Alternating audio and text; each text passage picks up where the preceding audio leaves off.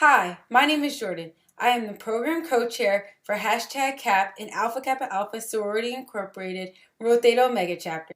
#CAP, which is an abbreviation for college admission process, it is designed to assist students in their efforts to enter college by providing a hands-on approach that includes all the steps from researching various colleges to actually completing the application process. We'll be interviewing different types of students to find out the student that you would like to be. Would you like to be in res life, a student athlete, maybe go to a community college and then transfer to a four-year university? Well, here is when you can find out how. We're going to help you pick your choice. Today we'll be interviewing Toni. She's an online student. Okay, hi everyone. My name is Toni. So I am an online student for Rutgers Business School. I completed my whole bachelor's in 2 years online. It was an accelerated program, so I went all the way from the summer straight through to the following summer, but it was considered a 2-year program just because summer courses aren't really covered by financial aid if you're in a regular program, but because I was in a special program, it was covered.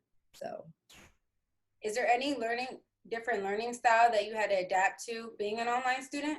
Absolutely. So when you're online, you're pretty much teaching yourself. So basically you get your textbooks or they give you your list, you have to purchase your textbooks. And since it's not face-to-face, if there's any type of lecture, either the teacher is going to type the lecture and you have to read it and be able to get the information or receive the information from what is written down.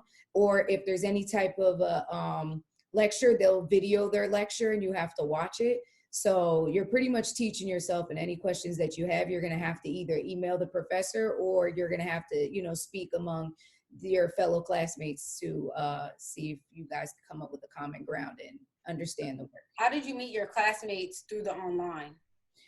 So they had what they called how do I want to say it? Like a lounge, basically. Okay. And you went into the lounge and you introduced yourself. And then you also had your group or your lounge within your class itself. So were teachers very accessible to email and talk to, or could you talk to them over the phone if you were struggling? How are ways that you could really get in contact with the teachers? So with the Rutgers program, which was a really good program, the teachers were very accessible. We had teachers' cell phone numbers, so we were able to contact the teachers through cell phone. We were able to use other means like Zoom if need be. I had one professor that actually met with me through Zoom. Also, to the platform itself has a video conferencing program built into it that you're able to speak to your professors and speak to your fellow classmates if you wanted to get together, especially for group projects, because there are group projects like there are in regular, say, classes. So since you're online, it's just basically people from all over the place. So I've had people that were in some of my classes that lived out in California, somebody that lived out in Canada. We had somebody that lived out in India. So we got together that way and was able to do our classwork. Wow. How did you know that online classes were a good fit for you?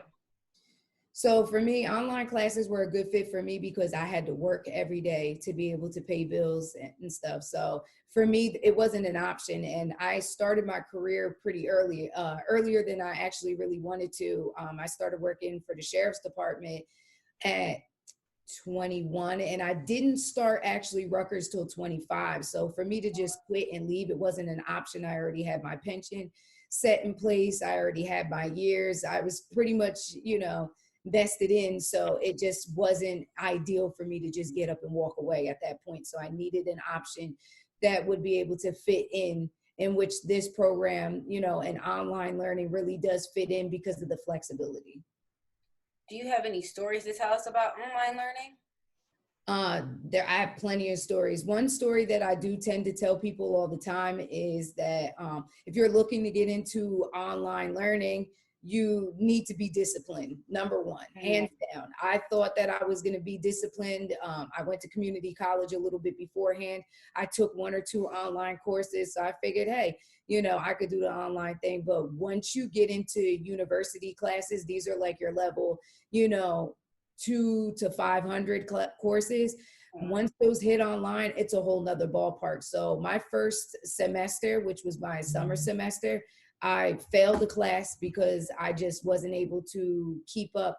And not that I couldn't keep up with the work, it was more or less you need to be able to understand the platform, how it works, and to keep up with the due dates, because every class does not have the same due date. The due dates are totally different. So you need to make sure that you're handing in your work on time. Once you get into an organized system and get into the swing of things, it's very successful learning.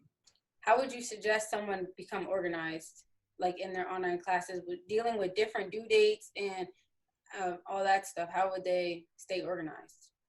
I would definitely say if you're a planner person, definitely use a planner. I struggle with planners. My thing was basically I did all my schoolwork at work. I was fortunate enough to be able to do that. So I had a desk calendar. So I wrote all my due dates on my desk calendar. But once you get in for the first couple of weeks and you start memorizing when things are due, you'll know, like, okay, I got a chemistry class and I know the week it starts on a Wednesday, ends on a Wednesday. So chemistry work needs to be done by Wednesday. Then human resources may go from Monday to Friday and it'll only be a 5-day week. So you just need to be familiar with what the school schedule is in terms of the classes. Do you feel like you were out of touch with actually not sitting in the classroom and everything? Like, do you feel you were out of touch from Rutgers Camden? Somewhat, yes, I could say. And then other times, no. I was fortunate enough to live in the same state as the school that I was going to school online for. So it was very easy for me to, pick up and drive to the campus, even though it's a little over an hour away.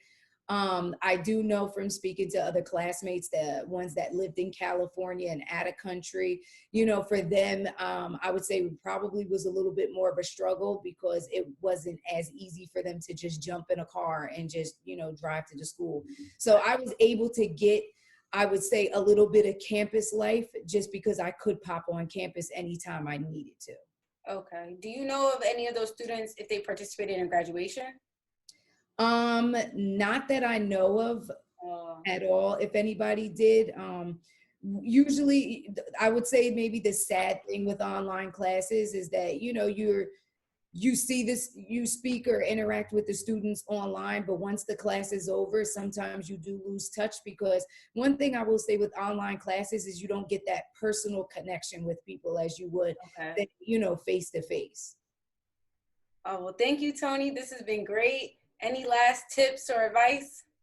I would just say if you're contemplating online for any reason, I would say go for it. I definitely think it was rewarding just because knowing that you pretty much taught yourself the work, you retain it more and you value it more, So I definitely feel like my dollar stretched further personally for me in teaching myself.